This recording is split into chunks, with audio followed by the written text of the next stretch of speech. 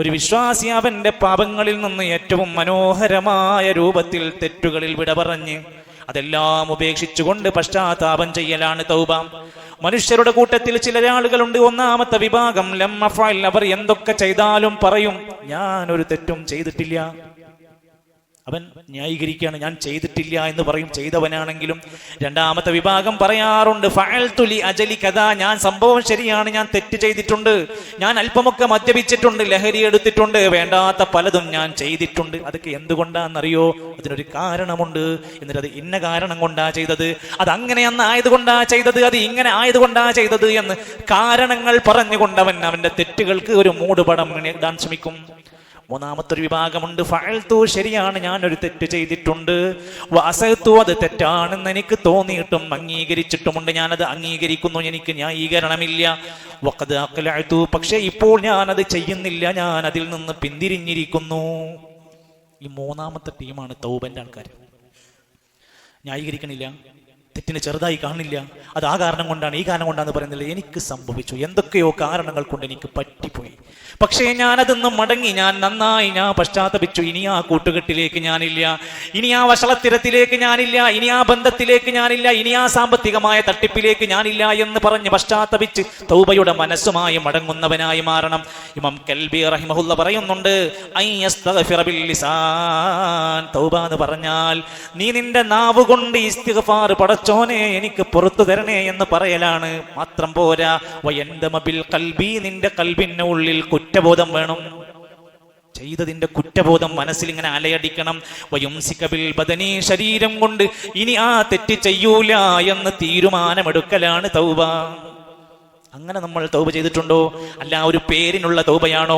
അല്ലാഹുവിന്റെ ഖുർആൻ നമ്മളോട് പറഞ്ഞത് തൗബ ചെയ്യണമെന്ന് മാത്രമല്ല, യാ അയ്യുഹല്ലദീന ആമനൂ, അല്ലയോ സത്യവിശ്വാസികളെ, വിശ്വാസികളെ എന്ന് വിളിച്ചു പറഞ്ഞാൽ ഒന്നുകിൽ നല്ല ഒരു ഗൗരവമായ വസിയത്തായിരിക്കും, അല്ലെങ്കിൽ ഒരു തെറ്റ് നിങ്ങൾ ചെയ്യരുത് എന്ന് പറയാനായിരിക്കും. ഇവിടെ പറഞ്ഞത് തൂബൂ ഇലല്ലാഹ്, നിങ്ങൾ അല്ലാഹുവിലേക്ക് നന്നായി തൗബ ചെയ്യണം, പശ്ചാത്തപിക്കണം. എങ്ങനെ? തൗബത്തൻ നസൂഹാ, ആത്മാർത്ഥമായ തൗബയാകണം. ആത്മാർത്ഥമായി നിഷ്കളങ്കമായി, എൻ്റെ ഈ പാപത്തിൻ്റെ പേരിൽ നാളെ ഞാൻ പീഡിപ്പിക്കപ്പെടരുത്, എൻ്റെ ഈ പാപത്തിൻ്റെ പേരിൽ എൻ്റെ സ്വർഗം എനിക്ക് കളഞ്ഞു പോകരുത്. അങ്ങനെ ഒരാൾ ചിന്തിച്ച് പശ്ചാത്തപിച്ച് തെറ്റുന്ന മടങ്ങിയാൽ, ഇല്ലാമൻ താബ, ആരെങ്കിലും പശ്ചാത്തപിച്ചാൽ, വആമന, ഈമാൻ നന്നാക്കിയാൽ, വഅമില അമലൻ സാലിഹ, എന്നിട്ട് പിന്നീട് നല്ല ഒരുപാട് സൽക്കർമ്മങ്ങൾ ചെയ്താൽ, ഫൗലായിക യുബദ്ദിലുല്ലാഹു സയ്യിആതിഹിം ഹസനാത്ത്, അവന്റെ തിന്മകളെപ്പോലും അല്ലാഹു നന്മകളാക്കി മാറ്റിക്കൊടുക്കും. റസൂൽ സല്ലല്ലാഹു അലൈഹി വസല്ലം പറയുന്നു, ഇന്നി അതൂബു ഫിൽ യൗമി മിഅത മറ, ഞാൻ ഒരു ദിവസം 100 തവണ അല്ലാഹുവിലേക്ക് പശ്ചാത്തപിച്ചു മടങ്ങാറുണ്ട്. തെറ്റ് ചെയ്തിട്ടില്ല, തൗബയുടെ ഗുണമാണത്, അതൊരു വിശ്വാസിക്കുണ്ടാവേണ്ടുന്ന ക്വാളിറ്റിയാണ്. അതുകൊണ്ട് നമുക്കും അത് വേണം. അതോടൊപ്പം എൻ്റെ പാപങ്ങളെല്ലാം പുറത്തു കിട്ടണേ എന്ന ചിന്തയിൽ ഇസ്തിഗ്ഫാർ പറഞ്ഞുകൊണ്ടിരിക്കണം. തൗബ എന്ന് പറഞ്ഞാൽ പശ്ചാത്തപിച്ചു മടങ്ങലാണ്. ഇസ്തിഗ്ഫാർ അല്ലാഹുവേ എനിക്ക് പുറത്തു തരണേ എന്ന പ്രാർത്ഥനയാണ്. അൽ വിഖായതു മിൻ ശർരിൽ ദുനൂബ്, ഒരു മനുഷ്യൻ അവന്റെ തെറ്റുകളിൽ നിന്ന് സംരക്ഷിക്കാനും മഅസതിരിഹ, അത് മറച്ചു വെക്കാനും വേണ്ടിയുള്ള പ്രാർത്ഥനയാണ്. നമ്മൾ ചെയ്യുന്ന തെറ്റുകളൊക്കെ ഇങ്ങനെ അങ്ങാടിയിൽ പുറത്താവുകയാണെങ്കിൽ നമുക്ക് ആർക്കും അവിടെ അങ്ങാടിയിൽ ഇറങ്ങി നടക്കാൻ കഴിയുക? അല്ലാഹ് മറച്ചു വെക്കുക, ആരോടും കാണിക്കാതിരിക്കുക. നമ്മൾ ചെയ്യുന്ന തെറ്റുകളൊക്കെ ഇങ്ങനെ ഒരു ദുർഗന്ധമായി ഇങ്ങനെ നമ്മുടെ ശരീരത്തിൽ നിന്ന് ഇങ്ങനെ പാറി വരികയാണെങ്കിൽ നമ്മുടെ അടുത്തേക്ക് ആളുകൾ വരുമോ? പക്ഷെ അല്ലാഹു തആല സിത്തീറാണ്, പാപങ്ങളൊക്കെ മറച്ചു വെക്കുന്നവനാണ്. മനുഷ്യരെ, നമുക്കുണ്ടാവണം മറ്റുള്ളവരുടെ പാപങ്ങളും നമ്മളും കണ്ടാലും അറിഞ്ഞാലും പരമാവധി മറച്ചു വെക്കുന്ന സ്വഭാവം വേണം. ഇസ്തിഗ്ഫാർ കൊണ്ട് ഉദ്ദേശിക്കുന്നത് അല്ലാഹുവേ എൻ്റെ പാപം പുറത്തു തരണം, എൻ്റെ പാപം മറച്ചു വെക്കണം എന്ന പ്രാർത്ഥനയാണ്. അതാരോടാണ്? അല്ലാഹുവേ, പടച്ചോനോടാണ് നമ്മൾ പറയേണ്ടത്. മനുഷ്യന്മാരുമായി ബന്ധപ്പെട്ട തെറ്റുകളൊക്കെ ഉണ്ടെങ്കിൽ അവരോട് ക്ഷമ ചോദിച്ച് പൊരുത്തം മേടിച്ച് മാപ്പ് പറയണം. എന്നിട്ട് അല്ലാഹുവിനോട് പ്രാർത്ഥിക്കണം. റസൂലുള്ളാഹി സ്വല്ലല്ലാഹു അലൈഹി വസല്ലം റുകൂഇൽ പ്രാർത്ഥിക്കാറുണ്ടായിരുന്നു, സുബ്ഹാനകല്ലാഹുമ്മ റബ്ബനാ വബിഹംദിക അസ്തഗ്ഫിറുക വഅതൂബു ഇലൈക്. റുകൂഇൽ പ്രാർത്ഥിക്കണം, അല്ലാഹുവേ നിനക്ക് സ്തുതി, നീ പരിശുദ്ധനാണ്, നിന്നെ വാഴ്ത്തുകയാണ് ഞാൻ, നിന്നോട് പാപമോചനം തേടുകയാണ്, നിന്നിലേക്ക് പശ്ചാത്തപിച്ച് മടങ്ങുകയാണ്. നമസ്കാരത്തിനകത്ത് പ്രാർത്ഥിക്കാറുണ്ടായിരുന്നു.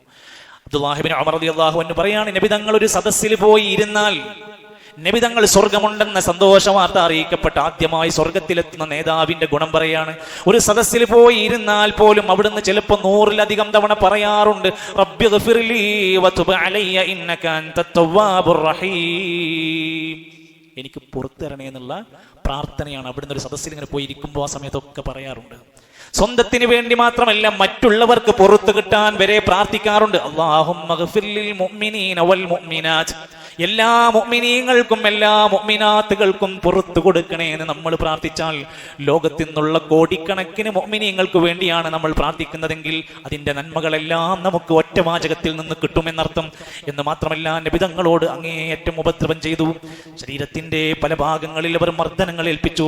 നമസ്കരിക്കുന്ന വേളയിൽ കുടൽമാല കൊണ്ടുവന്ന് ശരീരത്തിൽ ചാർത്തിയിട്ടു, മാലിന്യങ്ങൾ കൊണ്ടുവന്നിട്ടു. ത്വായിഫിലേക്ക് പ്രതീക്ഷയോടെ ഒരു ശുഭകരമായ അവസ്ഥ കിട്ടുമെന്ന് വിചാരിച്ച് ഉമ്മയുടെ കുടുംബത്തിലേക്ക് ചെന്നപ്പോ ആട്ടിയോടിച്ച് എറിഞ്ഞാട്ടി. എന്നിട്ട് നബിതങ്ങൾ അവർക്ക് വേണ്ടി എന്താ പ്രാർത്ഥിച്ചത്? അല്ലാഹുമ്മ ഗ്ഫിർ ലിഖൗമീ ഫഇന്നഹും ലാ യഅലമൂൻ. നമ്മളെ ഉപദ്രവിച്ചവർക്ക് വേണ്ടി പ്രാർത്ഥിക്കുക, നമ്മളെ ദ്രോഹിച്ചവർക്ക് വേണ്ടി പ്രാർത്ഥിക്കുക. നമ്മുടെ കച്ചവടത്തിൽ നമുക്കെതിരെ പാര പണിതവനെതിരെ പ്രാർത്ഥിക്കാനുള്ള മനസ്സ് നമുക്കുണ്ടോ? നബിതങ്ങൾ പ്രാർത്ഥിച്ചു, അല്ലാഹുമ്മ ഗ്ഫിർ ലിഖൗമീ, അല്ലാഹുവേ എന്റെ ഖൗമിന് പുറത്തു കൊടുക്കണേ. ഫഇന്നഹും ലാ യഅലമൂൻ, അവർ അറിവില്ലാത്തൊരു ഖൗമായി പോയി. എത്ര വലിയൊരു മനസ്സാണ് കാണിച്ചത്. ഉലമാക്കന്മാര് പറയാണ്, ഒരാൾ അസ്തഗ്ഫിറുല്ലാഹ് എന്ന ചെറിയ ആ വാക്ക് പറഞ്ഞാലുള്ള 4 ഗുണങ്ങളുണ്ട്. ഇത് പറയാൻ നമ്മളൊക്കെ പറയുന്നുണ്ട്. ഇതെന്താ ഇതിന്റെ ഗുണം? 1, എന്റെ പാപങ്ങൾ പുറത്തു കിട്ടണേ എന്നാണ്. അതുകൊണ്ട് പാപങ്ങൾ പുറത്തു കിട്ടും. 2, തന്റെ പാപങ്ങളുടെ പേരിൽ വിട്ടുവീഴ്ച അല്ലാഹു തആല നമുക്ക് നൽകും. 3, അല്ലാഹുവിന്റെ കഠിനമായ ശിക്ഷയിൽ നിന്ന് നമുക്ക് രക്ഷ ലഭിക്കും. 4, നന്മകൾക്ക് വലിയ വലിയ പ്രതിഫലങ്ങൾ അതുമൂലം ലഭിക്കും. അസ്തഗ്ഫിറുല്ലാഹ് എന്ന് പറയുമ്പോൾ അതിന്റെ അർത്ഥം, അല്ലാഹുവേ എന്റെ പാപങ്ങളൊക്കെ പുറത്ത് എനിക്ക് വിട്ടുവീഴ്ച ചെയ്തു തന്ന് എന്റെ ശിക്ഷയിൽ നിന്ന് എന്നെ ഒഴിവാക്കി എനിക്ക് വമ്പിച്ച പ്രതിഫലങ്ങൾ നൽകണേ എന്നാണ് ആ വാക്കിന്റെ അർത്ഥം. ഇത് പറയാൻ പഠിക്കണ്ട. അത് എല്ലാ തെറ്റും ചെയ്യാനുള്ള വാക്കുകളല്ല, അറിയാതെ സംഭവിച്ചു പോകുന്ന തെറ്റുകൾക്കുള്ള പരിഹാരമാണ്.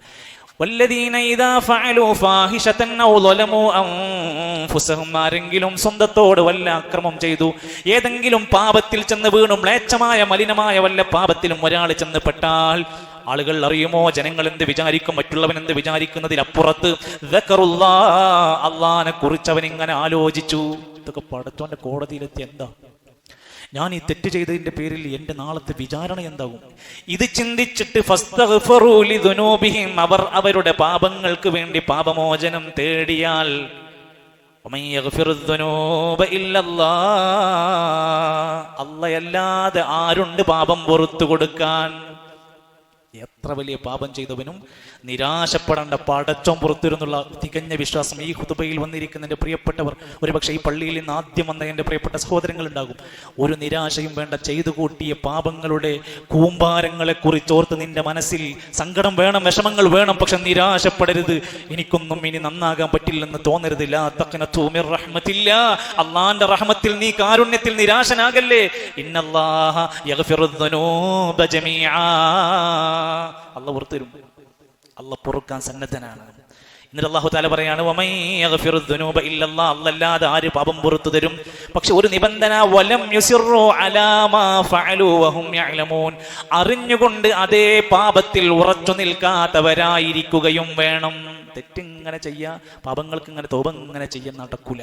തെറ്റുകളിൽ നിന്ന് പിന്തിരിഞ്ഞു പോവുകയും തെറ്റിൽ ഉറച്ചു നിൽക്കാതിരിക്കുകയും എന്നിട്ട് റബ്ബിലേക്ക് തൗബ ചെയ്ത് ഇസ്തിഗ്ഫാർ ചെയ്താൽ പടച്ചവൻ പുറത്തു തരുമെന്ന് സ്ത്രീകളോട് പ്രത്യേകമായി നബി സല്ലല്ലാഹു അലൈഹി വസല്ലം അത് പ്രത്യേകം പറഞ്ഞു. യാ മഅ്ശറൻ നിസാ, അല്ലയോ സ്ത്രീകളെ, സ്ത്രീ സമൂഹമേ, നമ്മുടെ വീട്ടിൽ പറഞ്ഞു കൊടുക്കേണ്ട വാക്കാണ്.